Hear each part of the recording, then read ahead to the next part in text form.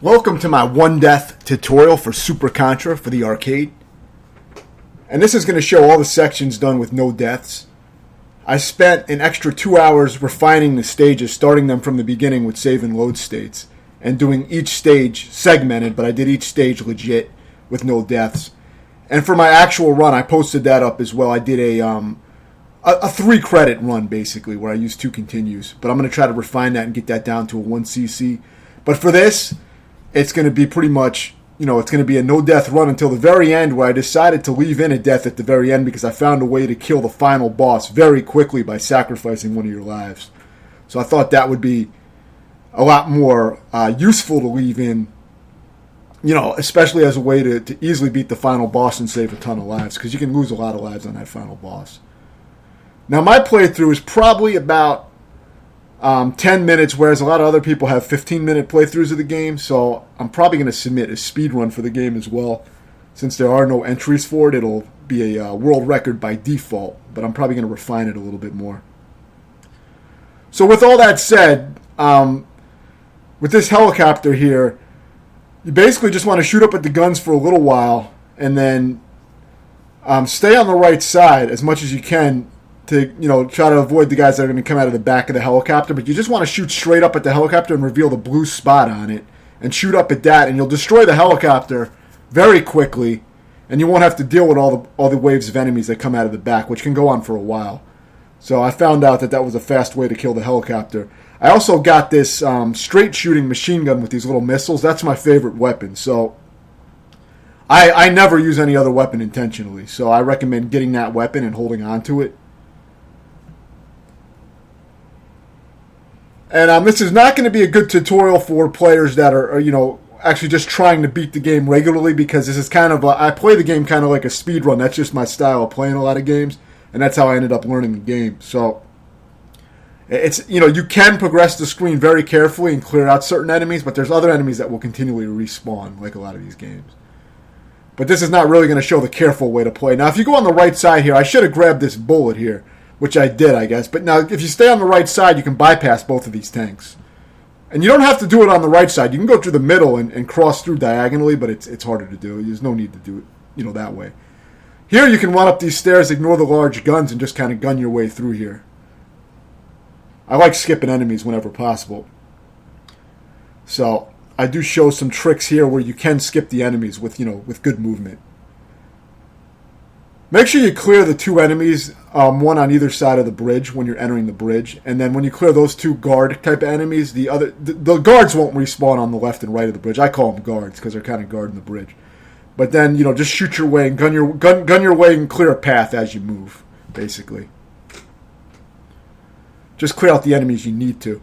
Now here, I like to just use my bomb, which you use by pressing jump and fire at the same time. You can only use it in these overhead stages. I use the bomb, and then I fire a few diagonal shots at the driver, and that finishes off that boss.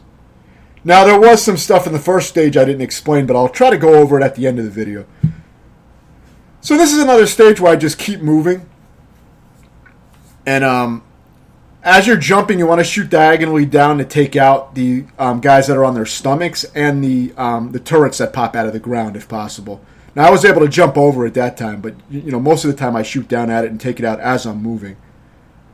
And you just want to change directions to hit the enemies that are coming from either side. Obviously, you can do it real quick and just take them out like I did. Now, like I said, this is going to be a speedy way to play the game, and it's not really a tutorial for a beginner player type of thing, but there is a lot of tricks here that I think will make the game beatable for a lot of players. It's not that hard, really. It's not really that long of a game.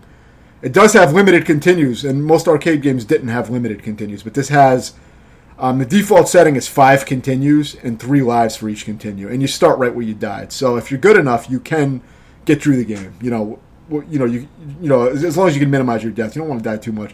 For this guy, I mostly shoot straight up, and unfortunately, I didn't learn a good technique for this guy as far as practicing him in isolation with save states. I basically just got to him, shot straight up, and got kind of lucky. So I don't really have a refined strategy how to fight him regularly. I just shoot up at him and try to jump those things that come out. Some of them you have to duck, but I didn't fight him long enough to have to duck anything.